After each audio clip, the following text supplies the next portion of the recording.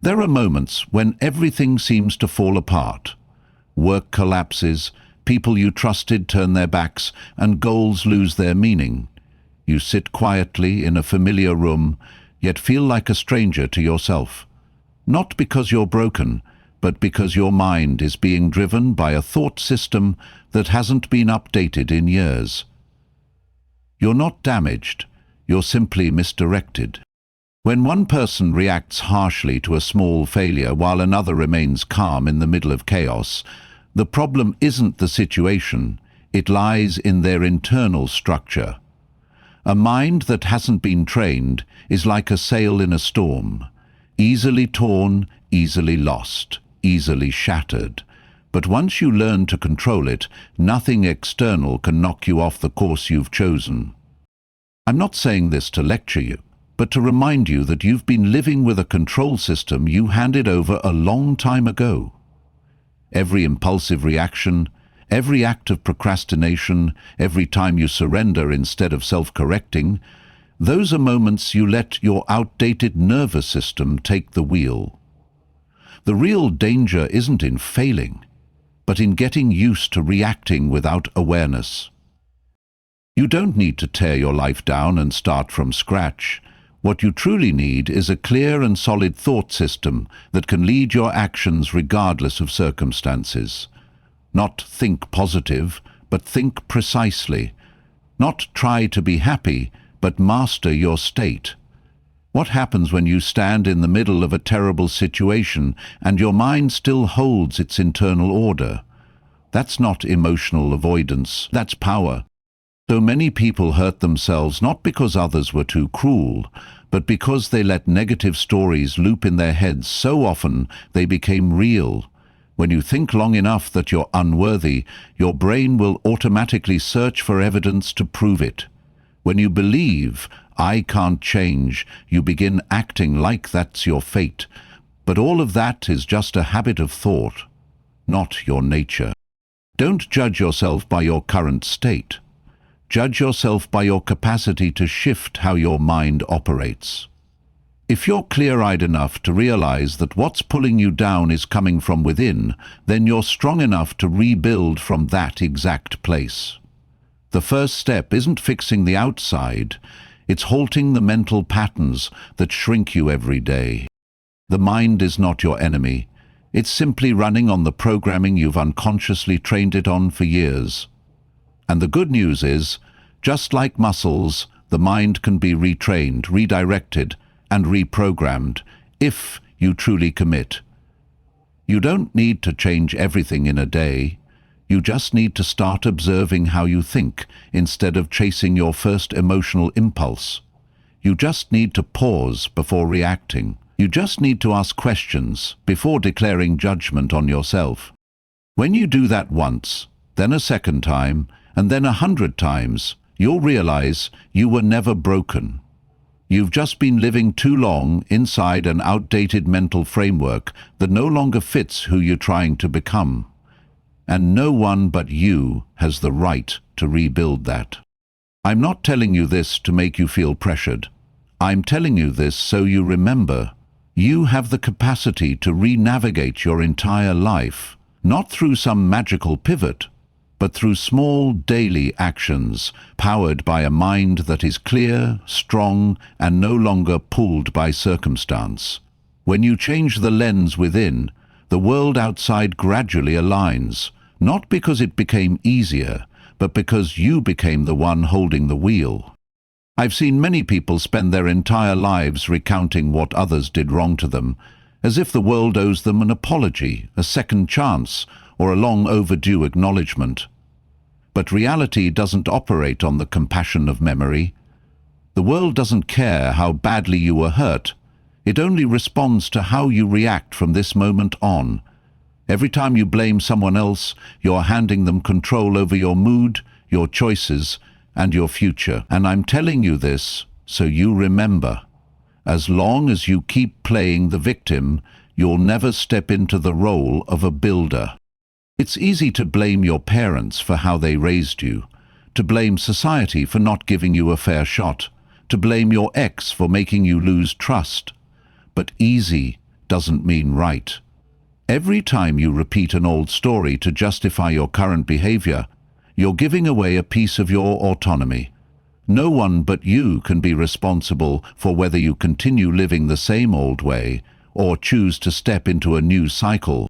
I'm not saying what happened to you wasn't serious, but what happened is less important than how you respond to it.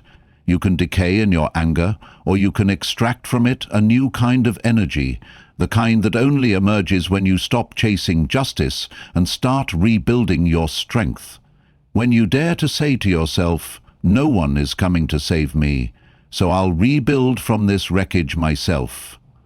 From that moment on, you begin to take ownership. The difference between someone strong and someone stuck doesn't lie in the experience, it lies in the conclusion they draw from that experience. One person uses it as a reason to retreat, another uses it as a reason to rise. Not everyone grows up in ideal conditions, but no one is exempt from the responsibility to rebuild the person they want to become. And that's not something you do in a burst of emotion. It's something you commit to repeating quietly, again and again. I used to be someone who blamed. I know the false comfort of seeing yourself as the wounded party, but that never changes reality.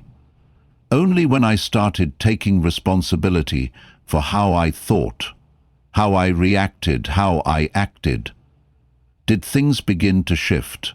And not because the world got better, but because I changed how I moved through it.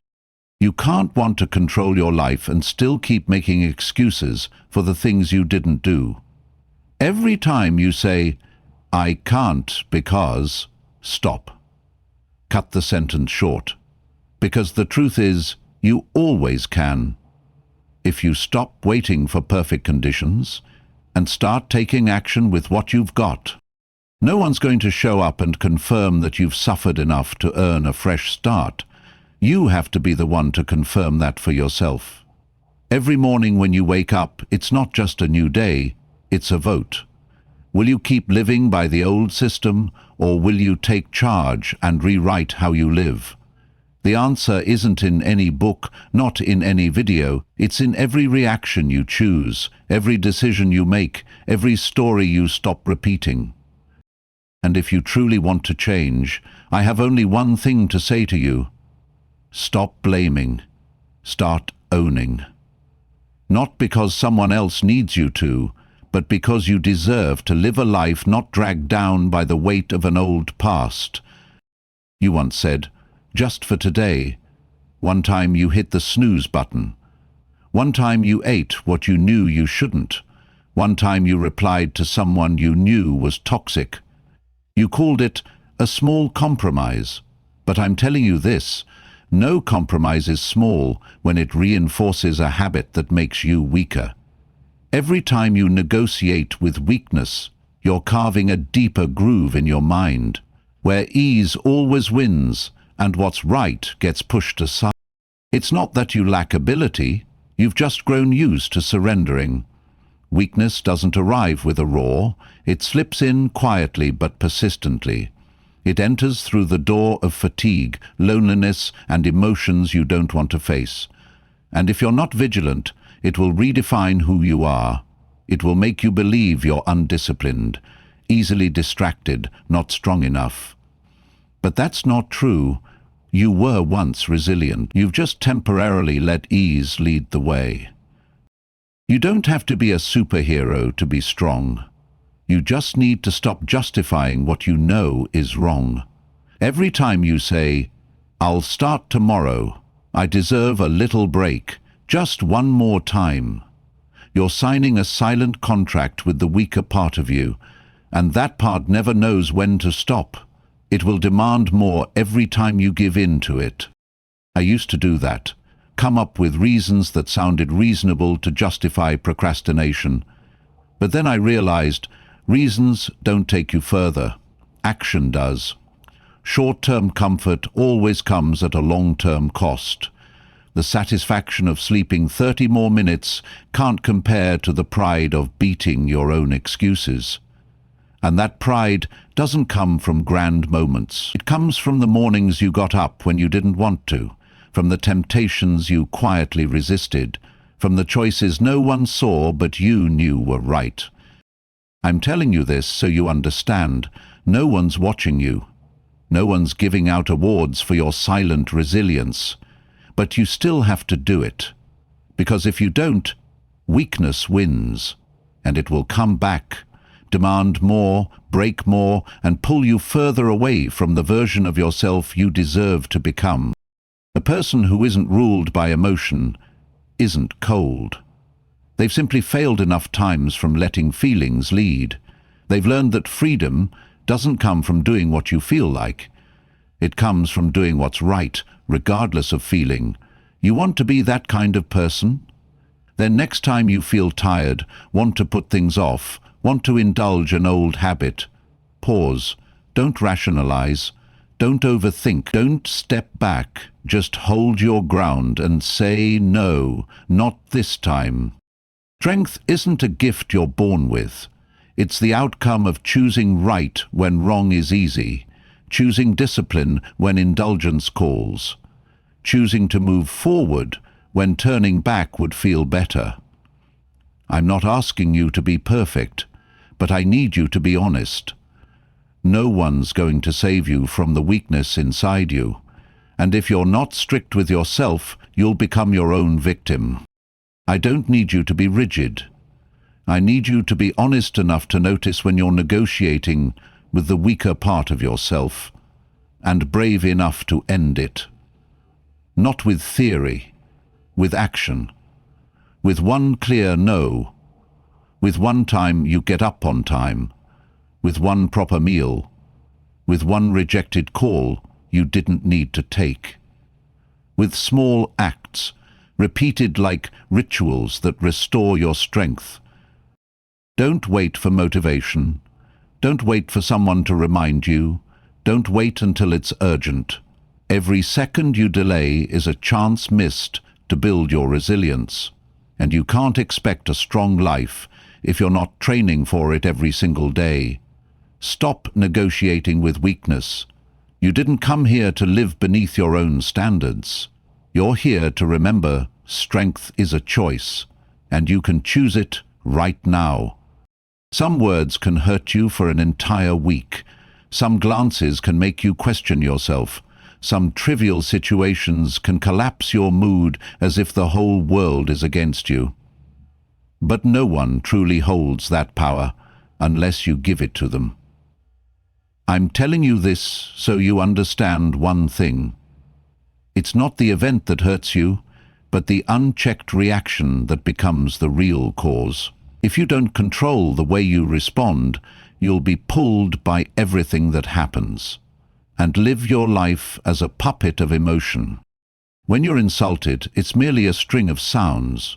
But if your mind latches onto it, interprets it, exaggerates it, loads it with meaning, you turn a minor situation into an internal tragedy. And every time this happens, you repeat a pattern, reacting instead of responding, exploding instead of observing, weakening instead of maturing. No one ever taught you to pause before the first reflex, but if you don't learn that, you'll always be a victim of petty things. I used to lose sleep over a single message, remain silent for a week after a failed meeting, got dragged back into old insecurities by a single rejection.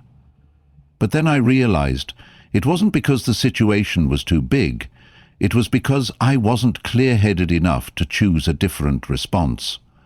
I wasn't in control of my reactions, so I was being controlled by them. You can't control everyone out there. They may be inconsistent, careless, rude, or unfair. But that doesn't mean you have to respond with anger, hurt, or resentment. You're not a mirror reflecting everything the world throws at you. You're someone who can choose to remain calm, hold dignity, and keep clarity, not out of weakness, but because you no longer let the external world pull your strings. Power doesn't lie in speaking louder than someone else. It lies in staying grounded when someone tries to drag you down. in the ability to step back from your initial reflex and see the full picture, in the ability to ask one simple question before reacting to anything. Does this reaction serve the person I want to become? You don't need to win every conversation. You need to win the one with yourself.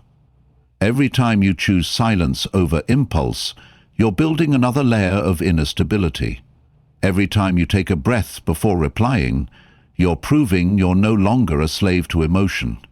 And every time you let something pass without making it bigger, you become the master, not the one being dragged. I'm telling you this because I know you've reacted in anger, said things you later regretted, got caught up in drama that didn't deserve you. But you don't have to repeat that forever. You can begin differently. You can pause for one beat. You can choose silence. You can choose to maintain composure, even when a storm rages inside. And don't think staying calm is surrender. It's a silent victory. It's the act of refusing to let anyone manipulate your internal state. It's choosing to live with intention, not random reflex. You don't have to be rigid. Just have boundaries. You don't have to hide your emotions. Just don't let them lead. The more you control your reaction, the less you get pulled into meaningless scripts. The more you stay centered, the freer you become. No longer wounded by others' words. No longer dragged down by someone's foolish actions. No longer wasting energy explaining, reacting, proving. Just step back, observe, choose, and move in the right direction. Uncontrolled reactions are the single biggest drain on time, energy, and dignity in a person's life. But if you decide, starting today, that no one gets to control your emotional state anymore, you begin to reclaim your sovereignty. And I'm telling you this not as theory, but so you remember, you always have the power to pause. And when you master that moment, you begin to master yourself. Some people fall silent for days after a light criticism. Some begin to doubt their worth the moment they fail. Some lose their direction entirely because of a single glance from someone else. If you've ever been like that, I understand. But I'm also telling you this. You can't live your whole life like a leaf, where every gust of wind knocks you off your path. It's time to become the one who cannot be shaken, not because the world has grown gentler, but because you've grown more grounded. Stability isn't something you suddenly acquire through a flash of enlightenment. It's something built layer by layer in the smallest of moments when you choose not to react hastily, in the times you're misunderstood, but don't rush to defend yourself, in the days you quietly do the work even when no one acknowledges it, and in those moments when you fall, but instead of complaining, you stand back up and continue. Without drama. I know you've lived with very real emotions. You've longed to be understood, to be recognized, to be trusted. But the person who cannot be shaken is someone who no longer lives for validation. They live by a value system they chose, not by the reactions of the crowd. They can listen to feedback, but won't let outside words steal the calm inside. They don't need to be right in the eyes of everyone. They only need to be right with their own conscience. Each day, the world sends you hundreds of signals trying to pull you off center. A piece of bad news, an unfair situation, a person who doesn't get you, a sudden failure. But none of that defines you, unless you let it. And when you allow external events to determine your internal state, you're surrendering your role as the one in charge of your life. I'm telling you this not to make you cold, but to help you understand. Being grounded doesn't mean being numb. It means you feel everything, but still act by principle. You feel hurt, but don't use that hurt to wound others. You feel tired, but still carry yourself with dignity. You're not thrown off by someone else's poor behavior, because you're not living to react. you're living to build. The one who cannot be shaken is the one who has made peace with the truth. There will always be people who don't like you, don't understand you, and don't believe in you. And that's okay. Because the goal is not to please the world, but to stand upright before yourself. No one can take away your inner peace unless you offer it in exchange for approval. Maybe you once reacted harshly when insulted, gave up when things didn't go your way, felt lost when judged. But from today on, if you truly want to upgrade yourself, you must start practicing stability. Start by not rushing to respond, not scrambling for justification, not turning back when the road gets hard.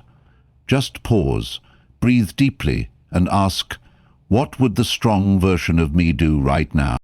I used to want everything to be fair, but in the end I realized it's not fairness that matters most. It's whether I maintain my integrity in an unfair environment. And the same goes for you. You don't need to control everyone. You just need to control yourself. And when you can do that, you're no longer the victim.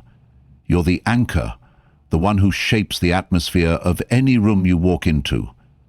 The one who's not thrown off by the trivial. Calmness doesn't come from everything going smoothly. It comes from refusing to let what doesn't matter invade your inner world. Confidence doesn't come from praise. It comes from keeping promises to yourself, repeating the right actions even when no one's watching.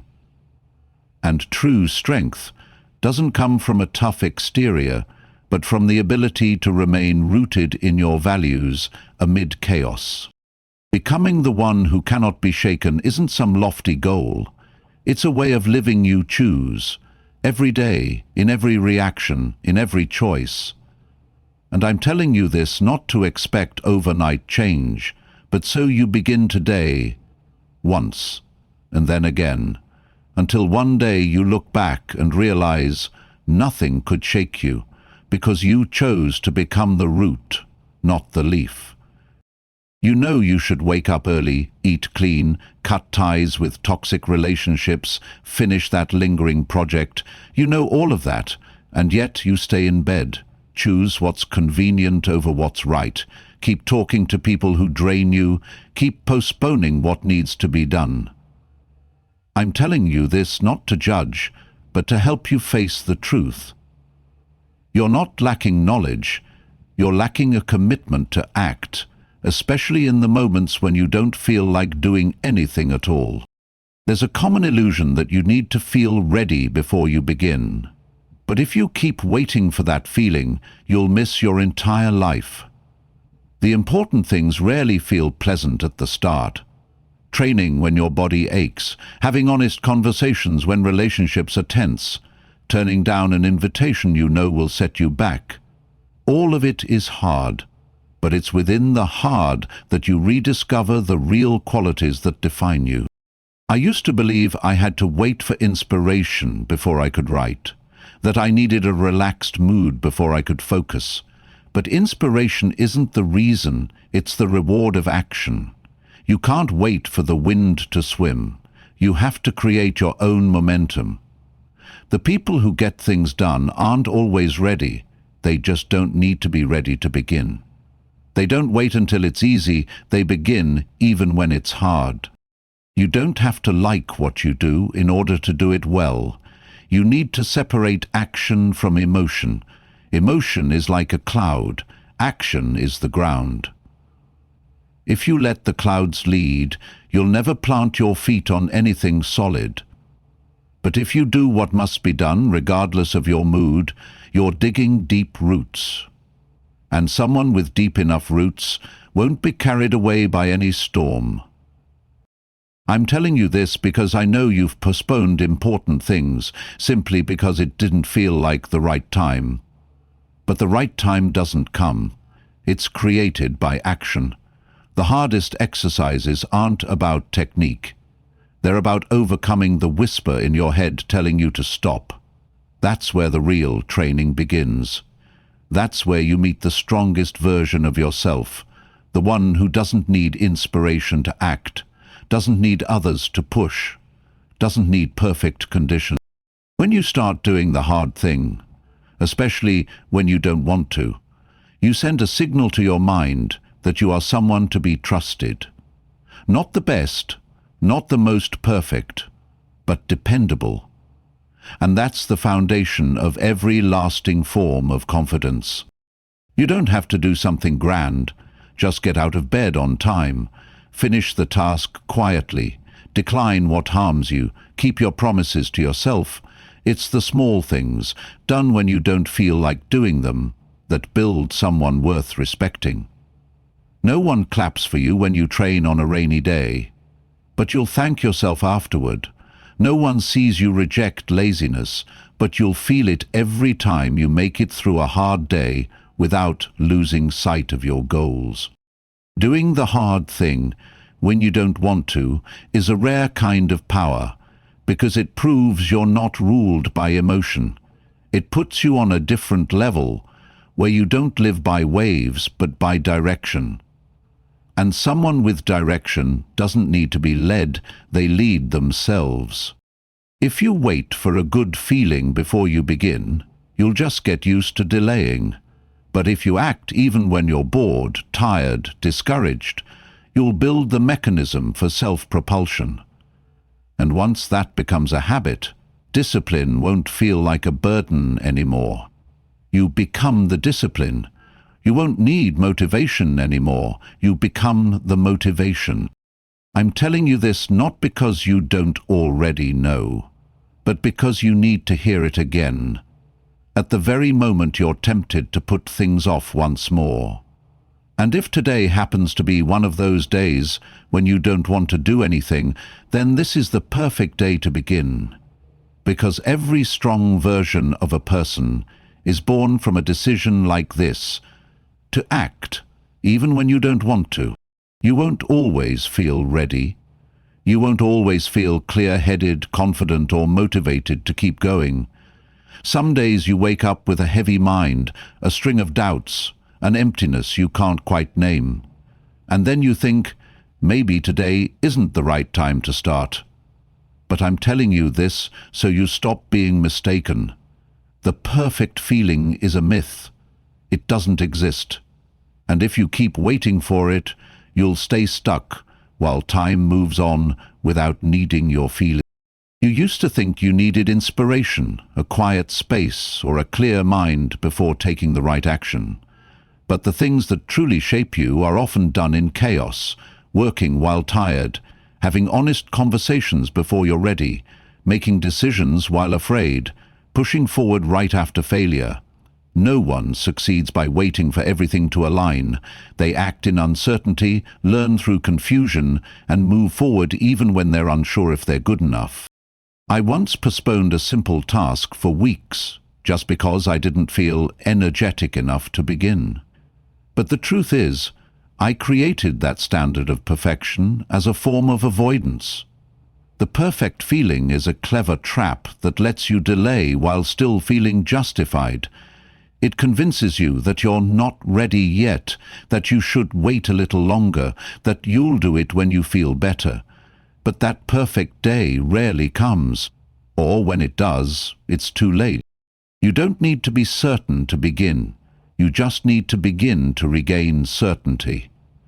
Because action creates clarity. Action creates strength. And action, in the middle of imperfection, is what rebuilds you. A truly mature person isn't someone who always controls their emotions, but someone who doesn't let emotions decide whether or not they'll do the right thing. I'm telling you this because I know you've missed opportunities simply because the feeling wasn't right. You've backed out of plans because you didn't feel confident enough. You've cancelled important meetings because you didn't feel like you were at your best. But action is what feeds your state, not the other way around. The more you do, the clearer you get.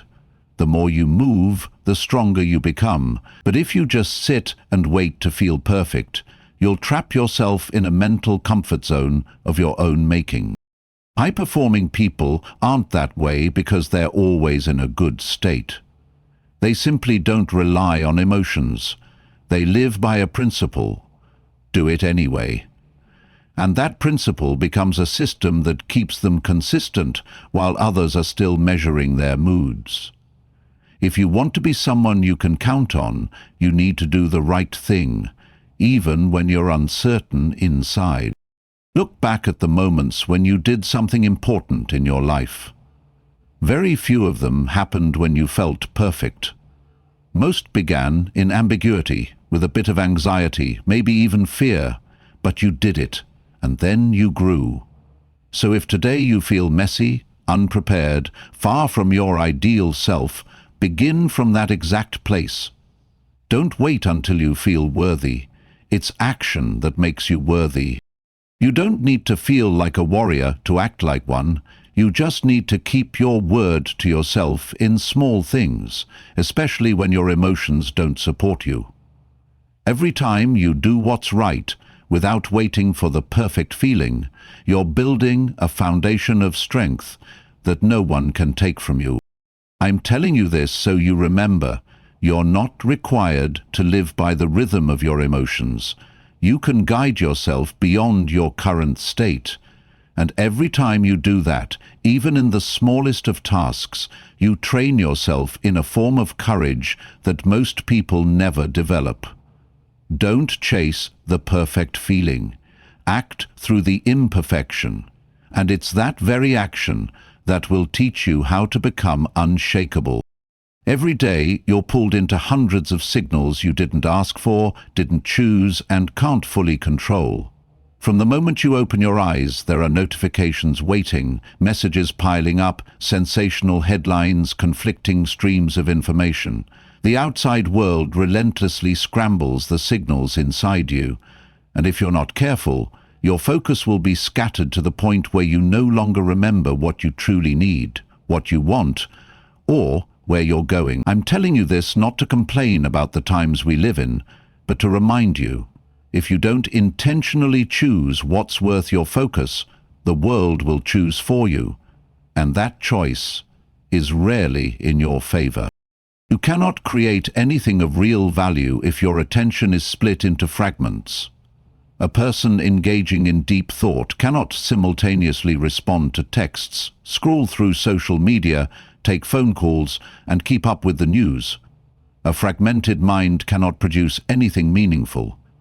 To do important work, you must have the courage to eliminate what's unimportant. And in today's world, the unimportant is very skilled at pretending to be urgent. I used to believe I had to stay updated on everything to avoid falling behind. But I realized those who always know everyone else's business often don't know their own.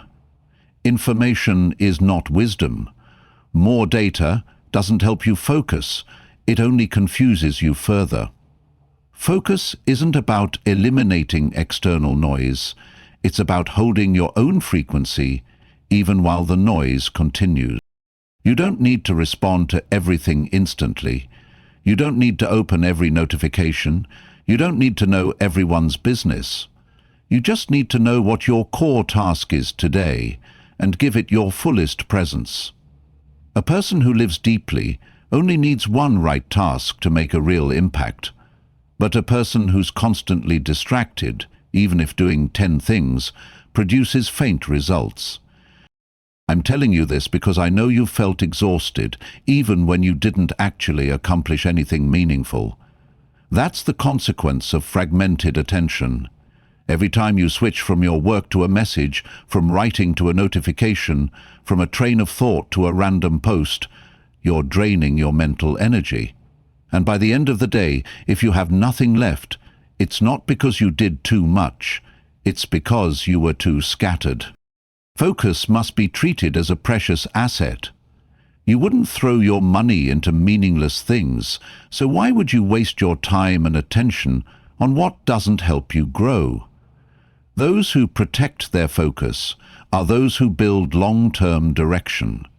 But those who let their attention be constantly hijacked will always live in a reactive zone, where the urgent wins and the important gets forgotten. Observe the people who truly create value. They're not everywhere. They don't talk excessively.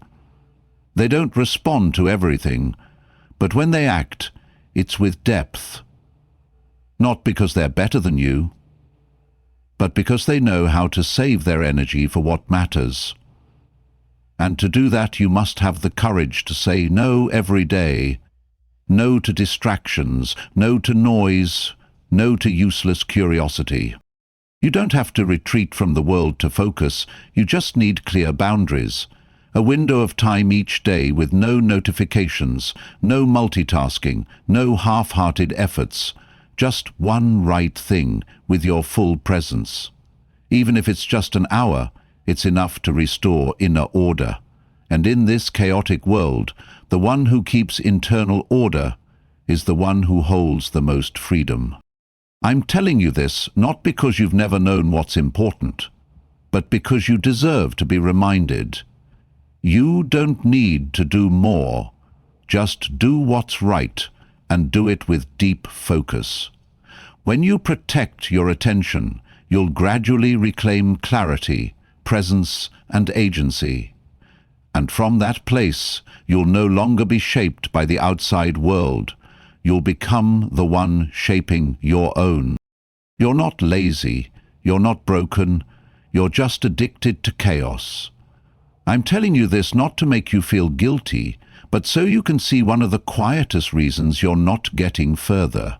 You've allowed your mind to become a landing zone for every random signal, every unnecessary sound, every unconscious swipe of your phone, and the danger is you no longer even recognize it as a problem, because it's become your default rhythm of life.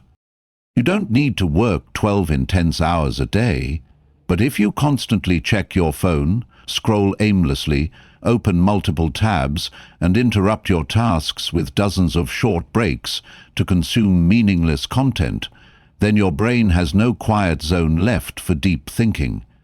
Every time you shift your attention, even for a few seconds, you're not just losing time, you're losing structure, losing flow, losing the ability to stay with a problem until it's resolved.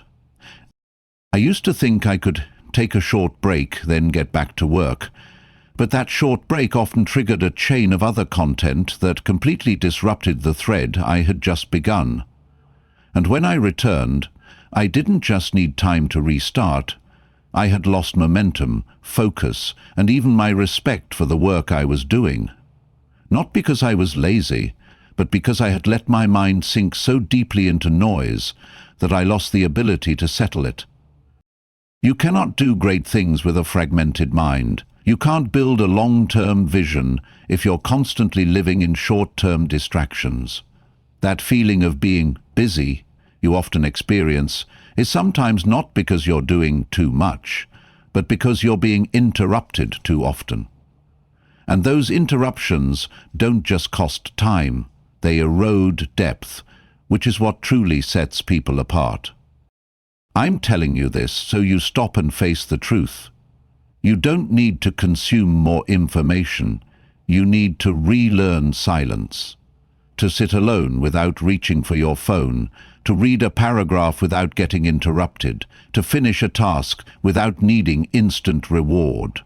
Silence is no longer natural in this era, so it must be trained. And if you don't train it, you'll be cut off from the deepest part of yourself. Distraction is no longer harmless. It has become a new form of addiction. But unlike physical addictions, distraction is more dangerous because it disguises itself as relaxation, staying informed, entertainment, connection.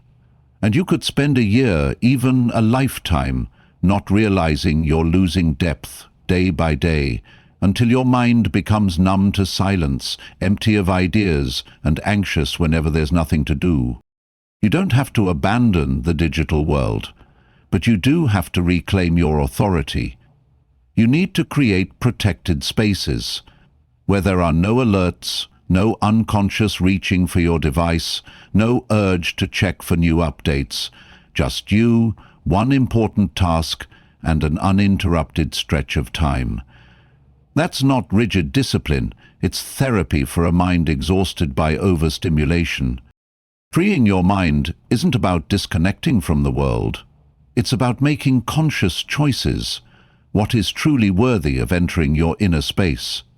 You need to relearn how to protect your cognitive energy, as if you were guarding a precious bank account. Every time you let garbage in, you're withdrawing units of clarity, slices of sharp thinking, and moments of connection with yourself. I'm telling you this so you can pause, not to stay silent forever, but to give yourself the chance to hear your own voice again amid the noise. Because you're not broken, you just need to re-establish your focus structure, and from there you'll witness something profound: depth, clarity, and inner freedom. They've always been there, waiting for your return. But you have to clear the path. You have to dismantle the habit of reacting to everything out there. And you have to be brave enough to hold 1 minute of silence, even if your mind isn't used to it yet. Start today. Start with one small decision.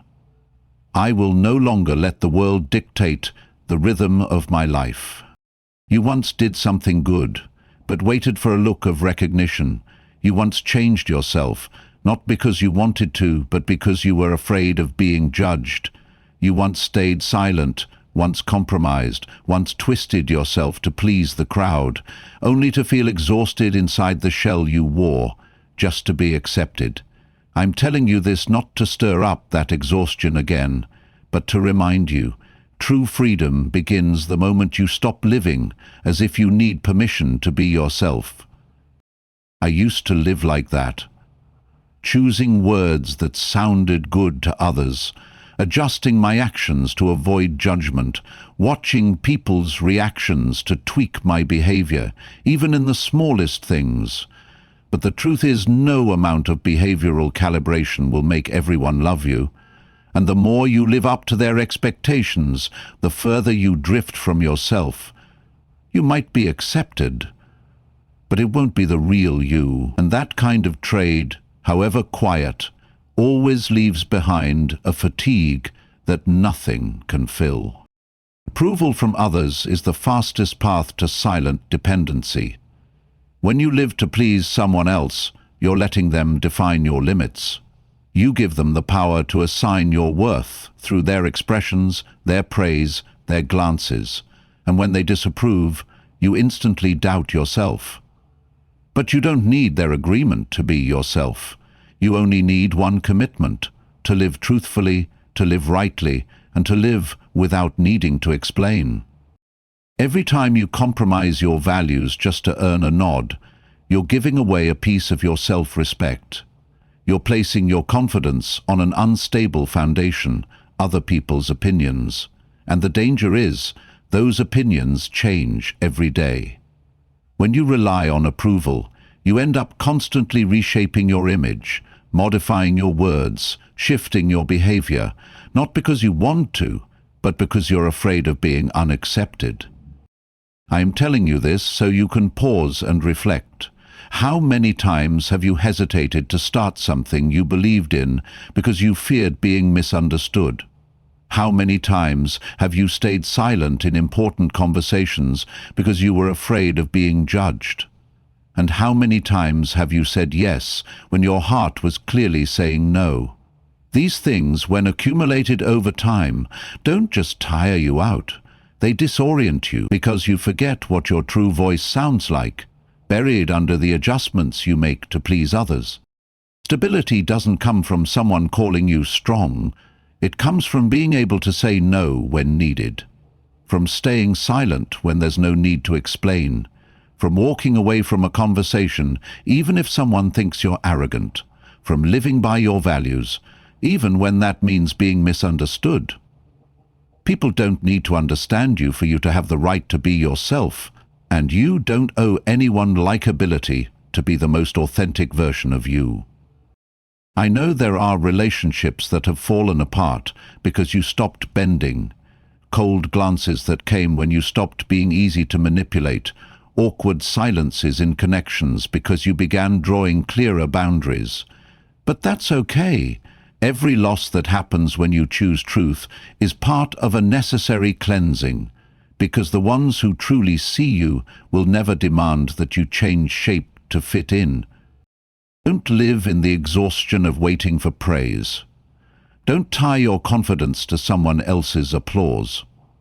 Don't let their gaze become the mirror that shapes you, because the day you stop seeking approval, you don't just reclaim your freedom, you reclaim your power. The power to walk forward, to decide, to say what must be said, to stay silent when silence is right, and to live a life not negotiated by others' expectations. I'm telling you this not so you'll fight the world, but so you'll stop fighting yourself. No one can make you feel enough until you stop placing your validation in the wrong hands. And if there's one thing you need to do from today, it's to step out of the need for approval. You don't need to be understood. You need to live in truth, and when you live in truth, you will be free. Not because someone gave you that freedom, but because you stopped asking for permission to be who you are. You don't need anyone's nod to start changing. You don't need anyone's support to move forward. You don't need permission from anyone to grow beyond the older version of yourself. But still, you often wait. You wait for others to understand. You wait for family to support you. You wait for friends not to doubt you. You wait for society to tell you that you're qualified enough. And the longer you wait, the more you stay boxed into a circle drawn by someone else. I'm telling you this not to pressure you, but so you realize. Inner freedom begins the moment you stop asking for permission to grow. You once stepped forward timidly because you were afraid of being seen as too ambitious, held back a truthful word because you were afraid of being misunderstood, shrunk yourself because you didn't want your growth to make others uncomfortable. But the truth is, no one is responsible for feeling at ease with your journey, and you are under no obligation to ask for approval just to live in the full height of who you are. Growth is not always comfortable for everyone, because when you change, you inadvertently become a mirror for those around you. When you build discipline, they begin to see their own procrastination. When you pursue a goal, they feel insecure about their own stagnation. When you speak the truth, you expose the falsehoods they've been hiding. But none of that means you're wrong. It only proves one thing: you are moving, and every movement causes friction. Not to destroy, but to cleanse. I used to stay within the bounds of a version of myself that was easier to accept, until I realized, if I keep living inside the limits others approve of, I'll slowly die within the constraints I've silently agreed to. No one holds you back more than your own need to be validated, and you cannot go far if every step you take has to turn back to check for someone's nod or frown. Those who are truly free don't live to persuade. They live to remain loyal to who they are. They work because they know their why, not because someone is watching. They persist even when no one believes in them, because they don't need belief to justify beginning. They keep going even when misunderstood, because internal clarity matters more than external agreement. And I'm telling you this because I know you're strong enough to live that way, but you might need the reminder. You no longer need to ask for permission. Every time you wait for someone else's green light, you're delaying yourself. You're sending a signal to your own mind: I don't have the right yet. And if you repeat that long enough, you'll become someone who always needs guidance, always needs approval, always needs consensus before taking action. But real maturity is when you act without needing to be led, when you validate your own worth, when you realize that no one but you has the right to limit your inner growth. You don't need to be loud to prove this. Just a steady look in your eyes, a firmness in your actions, a calm clarity in your choices. When someone asks, "Why are you doing this?" you don't need a long explanation, because you're not doing it to be understood. You're doing it because it's right. And what's right doesn't need permission, it needs courage. I know some people have drifted away since you stopped conforming. Some have criticized you since you started living with more intention. Some have gone silent since you drew clearer boundaries. But that's okay. Every loss that comes from choosing truth is part of the natural cleansing process. Because those who truly see you will never ask you to shrink to fit in. Don't live in the exhaustion of waiting to be praised. Don't tie your confidence to someone else's applause. Don't let their gaze become the mirror that shapes you. Because the day you stop seeking approval, you don't just reclaim your freedom, you reclaim your power. The power to move, to choose, to speak when needed, to be silent when necessary, and to live a life not negotiated by others' expectations. I'm telling you this not so you'll resist the world, but so you'll stop resisting yourself. No one can make you feel enough if you keep placing validation in the wrong places. And if there's one thing you need to do starting today, it's to step out of the need for approval. You don't need to be understood. You need to live in truth. And when you live in truth, you will be free, not because someone handed it to you, but because you stopped asking for permission to become who you truly are. Silence is not weakness. It is the choice of someone who has seen too many words lead nowhere.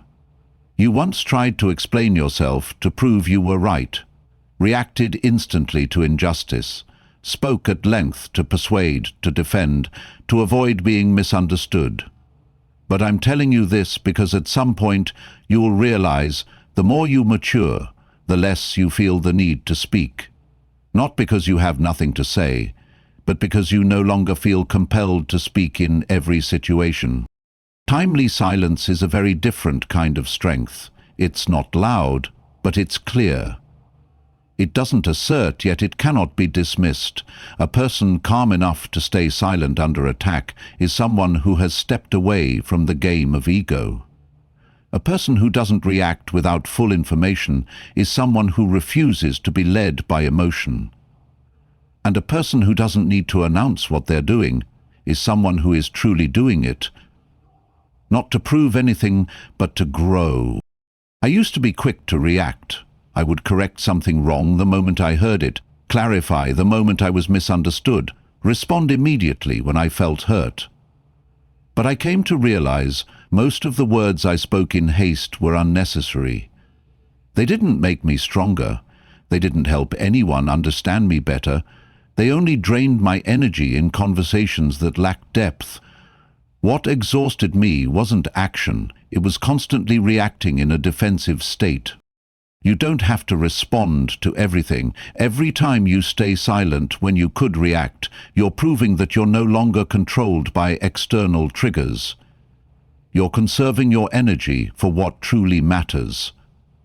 Silence is not avoidance, it is selection, deciding what is worthy of your voice and what is not.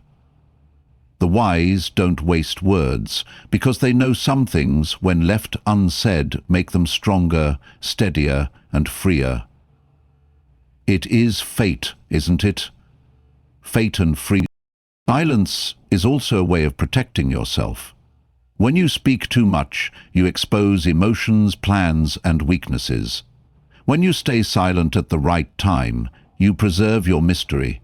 You don't let others easily grasp your essence or manipulate your reactions.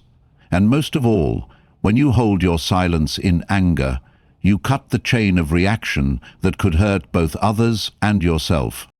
I'm telling you this because I know you once wanted to be understood, wanted to protect your image, wanted to hold on to your voice of justice. But sometimes justice must also be guarded with stillness. Not out of fear, but because you know not every battle is worth entering. Some things aren't won with words. They're won with composure. Silence does not mean surrender.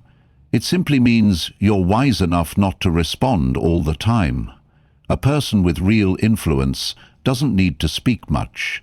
They let consistency in action speak for them. They let results speak. They let time reveal what's true. And they let their silence reflect the imbalance in others. When you start practicing silence, something interesting happens. You begin to hear more. You hear the deeper layers of others' stories. You hear what's left unsaid. And, most importantly, you start hearing your own inner voice, the one you've long drowned in 1,000 reactive moments. Inner stillness doesn't come from the environment. It comes from not needing to speak at every turn. And that's when your mind begins to recover. I'm not telling you this so you'll withdraw from the world. I'm telling you so you can go deeper into yourself. Every time you stay silent at the right moment, you're taking control of the game. Every time you don't say what doesn't need to be said, you deepen your presence. And every time you let your actions speak instead of your words, you're building an influence that needs no promotion. True power doesn't require declarations. It only requires presence. Full, conscious, and undivided. And when you master silence, the world will begin to hear you in an entirely different way. When you act with inner clarity, you no longer need to explain yourself outwardly. The world has grown too accustomed to words unbacked by action, so when it encounters someone silent yet unwavering, no one can ignore it. This isn't mystery. It's a form of deep presence, where action carries the weight of silence and discipline. I'm telling you this because I know you've been caught in the cycle of needing to speak, needing to explain, to assert, to clarify. But if you're brave enough to live from inner strength, you won't feel the need to do that anymore. No one needs you to prove anything when the result is already undeniable. And no one can dismiss someone who doesn't argue but always follows through. In a world where people rush to declare themselves, it's composure that makes you stand out. Power doesn't need declarations. It just needs to exist. And if your presence can carry the message, you'll step into a completely different space, not one defined by public recognition, but by liberation from needing it. Each time you feel the urge to explain, to make someone understand you, pause. Ask yourself, if I stay silent and continue forward with resolve, will that make me stronger? The answer is often yes. What matters is where your actions are leading you, not how many words you use to defend them. A person truly living in alignment never needs to shout to be seen. They just live, rightly, day after day. I used to believe words could change people, but I've come to realize people aren't moved by talk. They're moved by the energy of someone truly living their truth. If you want to influence someone, don't begin with a speech. Begin by becoming the living proof. Do it first, do it in silence, do it with discipline, and then you'll see people start listening, not because you spoke louder, but because you acted louder. If you acted louder, but because you acted louder, the person who doesn't speak much but still causes others to self-reflect has entered the realm of real influence. That's the kind of influence that doesn't need force, doesn't need persuasion. It makes others re-examine themselves. Do you want to step into that kind of influence? If so, stop trying to be understood. Start striving to be clear with yourself first. And you'll see, from that point on, you won't need to say much. Everything will speak for itself, in a way that can't be denied. When you no longer need to say it clearly, you step away from the need to control. You allow your inner stillness to grow, and you place trust in the laws of life that what is true enough will be seen, without needing to shout it out. Words are tools, but when misused, they become burdens. Action, on the other hand, cannot be faked, and it's the quiet consistency of action that becomes the most powerful declaration of who you are. You don't need to explain why you've changed, why you're no longer the same, why you've chosen the less traveled path. Just walk it, steadily. That is enough. Those who truly need to understand you will see it. Those who won't never will, no matter how much you speak. Choose to spend your energy building, not proving. Build yourself, build your habits, build depth, build inner silence. And then every word you've never said will become visible through what you do. That's when you'll no longer need to justify, because your truth has become a living system. Act without needing words. And if words are spoken, let them carry the energy of a truth already lived. When you live this way, every word you say will carry weight. Sparse, yet powerful enough to make people pause. That's not eloquence. That's authority born of personal depth. You don't need to argue to win. You just need to win over yourself every day, in silence, in consistency, in choosing to live your value. And then your words, even few, will hold the gravity of a king's decree. No one is forced to believe, but no one dares to dismiss. Owning your mistakes is not the act of the weak. It is the choice of the strong. The weak look for fault in others to soothe their ego. The strong remain silent, look directly at the consequences, and quietly correct things at the root. You will not grow if you are still blaming, and you will not liberate yourself if you are still ashamed of the things you once did wrong. Only when you stand tall before yourself and say, "I take responsibility," do you begin to step into the realm of inner freedom. I'm telling you this because I've been where you are. Once looking for reasons, once saying it was the situation, it was that person, once believing that admitting fault would make me weaker. But the opposite is true. The day I dared to nod to my mistakes was the day I could walk with my head held high, no longer needing to hide anything. You don't need to live trying to be someone who never errs. You just need to be someone who refuses to repeat mistakes blindly. Perfection doesn't lie in never being wrong, but in the ability to correct yourself without damaging your own dignity. No one matures without scars. What defines a person's character isn't a spotless past, but the ability to face their own darkness without losing the light within. Don't rush to explain. Don't try to paint over a mistake with a coat of excuses. Stand before it, accept it, learn from it, and then act differently. That courage is what makes you trustworthy. Not to others, but to yourself. The wise do not feel shame for having been wrong. They only feel regret if they learned nothing from it. Mistakes don't destroy you. How you respond to them might. If you keep fleeing responsibility, you're living like a leaf, drifting with the wind of public opinion, emotion, and circumstance. But if you stop and say, "I chose this," from that moment on, you enter the realm of the Creator, where every decision becomes a lesson, not a sentence. I once heard a master say, "The one worthy of power is the one who dares to own the consequences of every choice they make, whether right or wrong." No leadership quality is greater than the ability to admit fault without fear. No blame, because you understand that blame solves nothing. It only delays the healing. No shame, because you know that shame only chains you to the past instead of setting you free for future action. You may look back on yesterday and wish things had gone differently, but you cannot rewrite the past. You can only rewrite yourself, starting with today's attitude. Forgiving yourself isn't abandoning discipline. It's the first step toward a stronger, wiser return. And forgiveness doesn't mean forgetting your mistakes. It means remembering them wisely so you don't repeat them unconsciously. There are mistakes no one knows about, except you.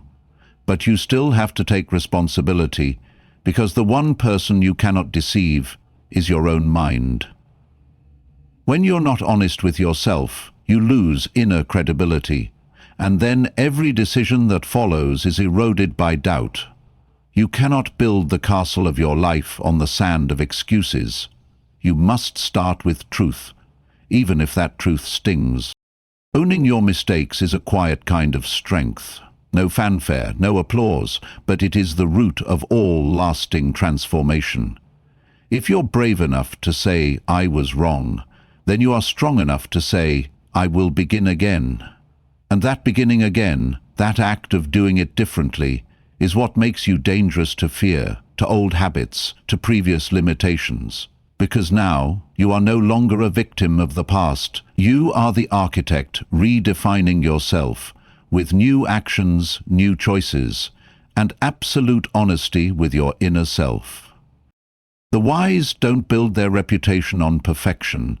They build it on transparency, on the ability to face failure without letting it define them. If you truly want to go far, start by looking at where you once stumbled, and you'll find that exact place is where the power you never believed you had begins. You don't need anyone to forgive you. You just need to stop and decide that you will never betray yourself again. Discomfort is not a signal to stop, it's an invitation to move forward, more maturely, more deeply, and more decisively. Most people retreat the moment discomfort arises, but the mature understand that very moment is the training ground of growth. You don't have to like discomfort, but you must learn to stay with it long enough for it to teach you what you need to learn. I've stood in front of decisions that made my chest tighten with fear, not because there was real danger, but because my brain hated uncertainty. Every step out of the familiar zone triggered physical reactions, tension, exhaustion, nausea, the urge to escape. But let me be clear, that discomfort doesn't kill you. It stretches your limited ego, forces you to expand your perspective, and teaches you what your comfort zone never can: purposeful endurance. There's a paradox that every wise person understands. The more you run from discomfort, the narrower your life becomes. The more you face it, the wider your life expands. So don't fear what makes you uncomfortable. See it as a private gym, one that only the brave dare to stay in long enough to level up their resilience. You can't develop grit on easy days. Strength isn't born from convenience. It's forged in the moments you want to give up, but choose persistence instead. You don't grow stronger by repeating what you already know. You grow every time you step into the difficult, where you feel awkward, uncertain, unskilled. It's in that space that your old identity sheds and a new one begins to form. Discomfort is a mirror. It shows you exactly where your weaknesses lie. Impatience, lack of discipline, fear of judgment, aversion to imperfection. And if you dare to observe instead of avoid, you'll discover this: beneath that surface is a chance to restructure your entire internal response system. You're not just changing behavior, you're rewiring identity. Each time you pass through discomfort, you lay a brick in the construction of a new version of you, calmer, sharper, freer. Remember, your nervous system doesn't distinguish between real fear and impending change. It reacts the same, tightening, warning, trying to hold you to what's familiar.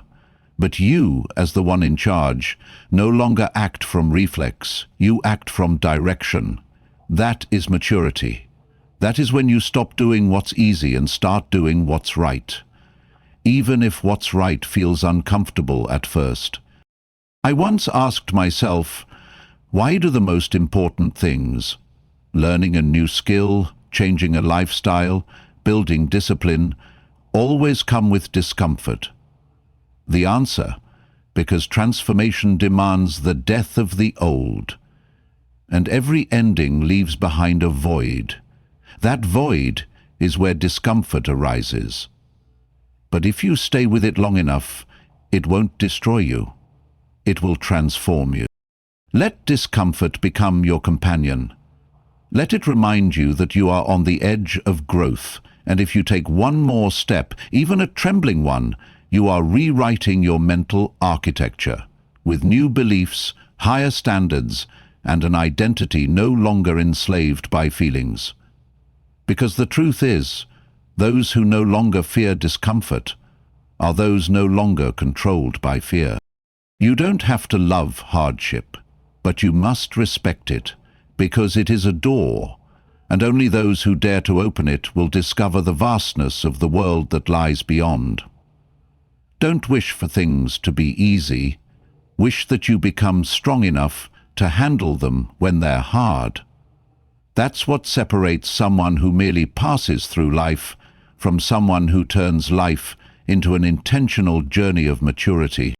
Discomfort is a tough teacher, but its lessons are permanent, and the reward is not just a more comfortable feeling, but a deeper resilience, an inner stillness no longer dependent on circumstances.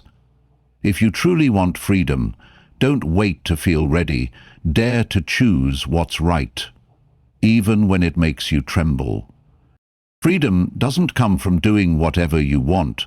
True freedom is when you're disciplined enough not to be swept away by fleeting impulses, not pulled by whims, not controlled by the noise of the world or your own momentary moods. Discipline is not a chain, it's a structure. And that very structure creates the space for you to act with intention rather than react by instinct.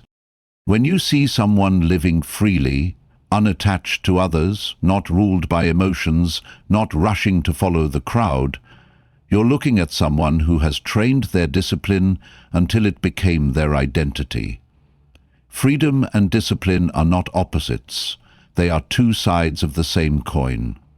Every time you force yourself to follow a healthy habit, every time you say no to procrastination, every time you do the right thing, even when you're not in the mood, you are laying the foundation for lasting freedom.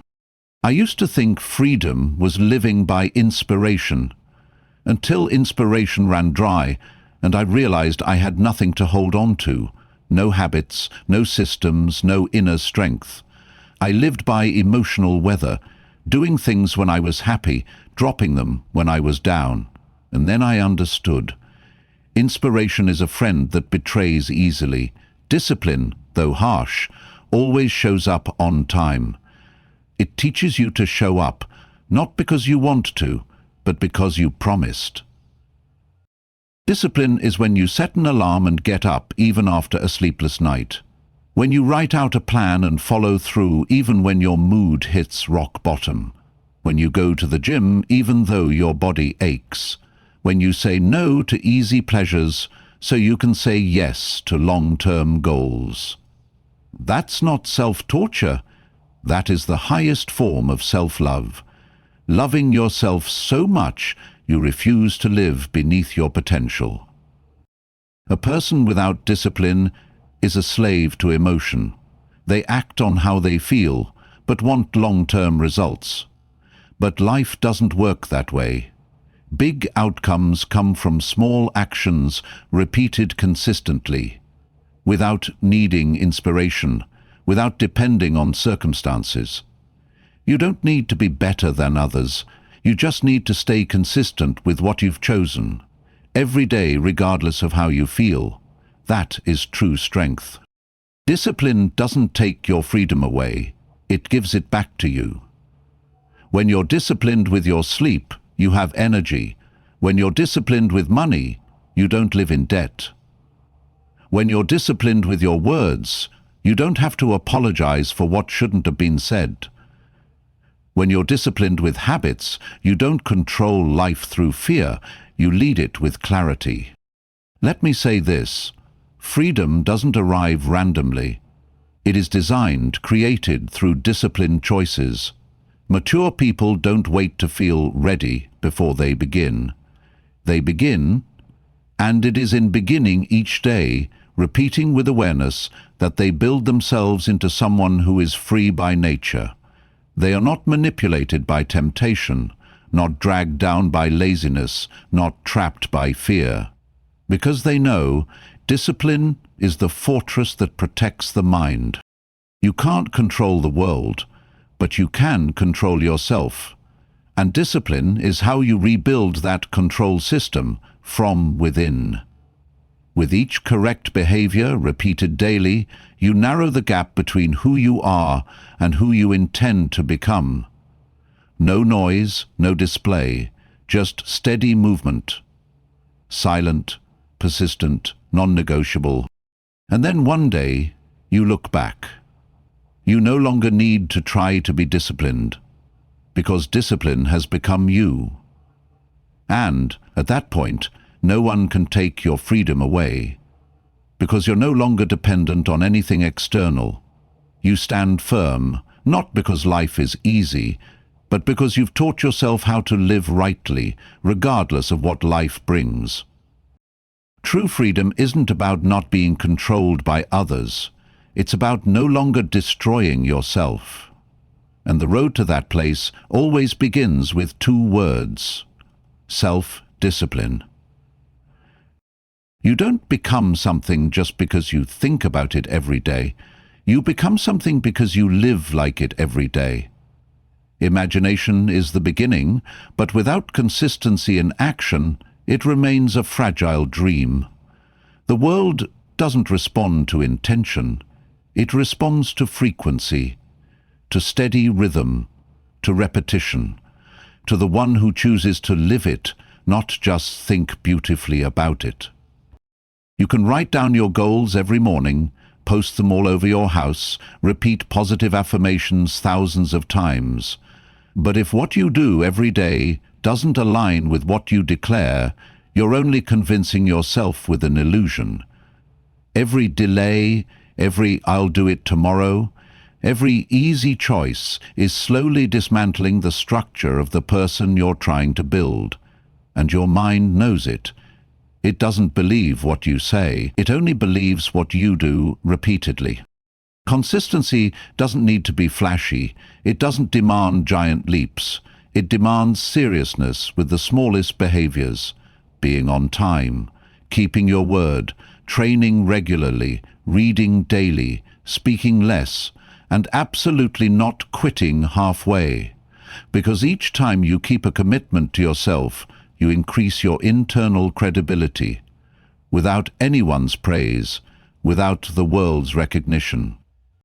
When someone lives in consistency, they don't need to impress. Their presence carries weight, because every cell in them is proof of hundreds of hours of unseen action. They don't talk much about what they're doing, but results speak for them. They don't struggle with temptation every day because they've trained themselves along a path that's non-negotiable. Imagination can help you begin, but only consistency helps you stay on course when inspiration runs dry. Successful people aren't always inspired. They're simply the ones who don't require perfect emotions to begin working. They act, then let the action reshape the emotion. Look back. How many things have you planned but never stuck with long enough to produce results? How many times did you start with passion and end in forgetfulness? It wasn't because you lacked ability. It's because you didn't commit to consistency. You still believed in when it's convenient, when I'm inspired, or once I'm ready. But life doesn't reward the one who waits to be ready. It only responds to the one who acts steadily. Living in consistency is a silent declaration. Every action you repeat becomes like a breath, steady, deep, enduring. And just as the body is shaped by regular eating and training, your identity is formed by the small things you repeat daily. When you live like someone with a goal, you don't need to shout it. Everything you touch will reflect it, from your words, your eyes, to the way you walk. Don't let imagination become a hiding place from reality. Use it as a map, Then take solid steps in the real world. The piece you haven't finished writing, the workout you're postponing, the conversation you know you need to start, those are where you prove you no longer live only in imagination. Each time you do what you know must be done, you're marking the territory of your identity on this world. And remember, a consistent person doesn't need to be perfect. They just need to stay loyal to what's right, regardless of emotion, circumstance, or judgment. They don't ask, "Do I feel like doing this today?" but instead, "What will keep me on track?" And then they do that, not out of obligation, but because they've chosen to live as someone trustworthy to themselves. A meaningful life doesn't need many explanations. It needs a behavioral system that matches its ideals. You don't need to prove anything to anyone. You just need to prove every day to yourself that you are not betraying the person you want to become. Consistency doesn't create explosive moments. It creates a solid foundation where every true achievement begins. Life doesn't collapse in a single moment, and it isn't rebuilt overnight. Every thought you allow your mind to nurture, every behavior you repeat, every choice you make, each is another brick placed in the structure of your life. The question isn't whether you're building something. The question is, what are you building? A fortress or a maze? A solid foundation or a house full of cracks? Everything begins and ends with your mind. The mind is the first and final battlefield.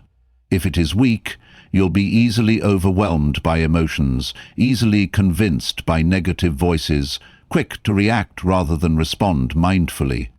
If it is strong, you won't be pulled around by external noise. You won't need everything to be perfect to take action, because you know that action is how you create order from chaos. A strong mind doesn't mean a mind without emotion. It means a mind not ruled by emotion. Rebuilding your life isn't about seeking something grand to prove your worth. It's a return to the basics. Waking up early, keeping your word, living with discipline, thinking deeply, acting consistently. It's the commitment to the things others overlook. It's the repetition of right actions until you can no longer live any other way.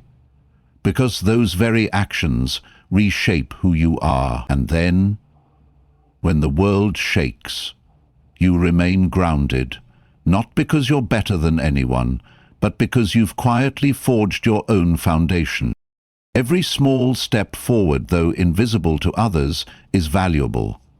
It's not the delay of success, it's how you design success so it won't be lost through lack of preparation. When you rebuild from the mind, you no longer depend on circumstances, you create them. You no longer chase motivation, you become the source of it. You no longer need anyone's permission to begin. You have given yourself that permission. And that is true liberation.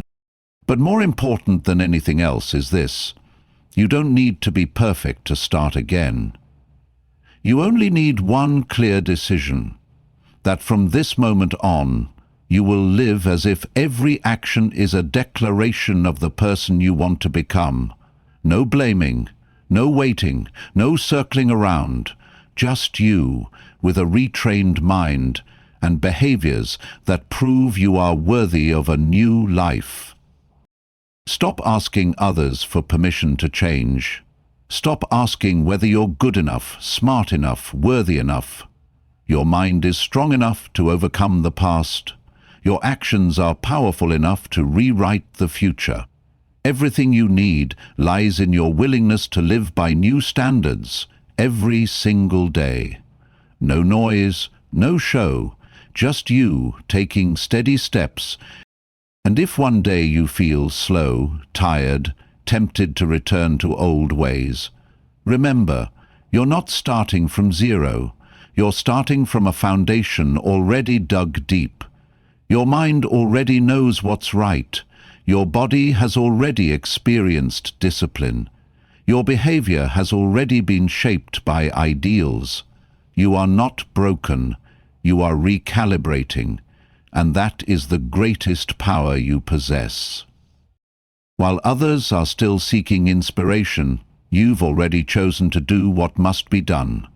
While others are still negotiating with their weakness, you've already chosen to live by your inner law. While others wait for perfect conditions, you've chosen to act in imperfection.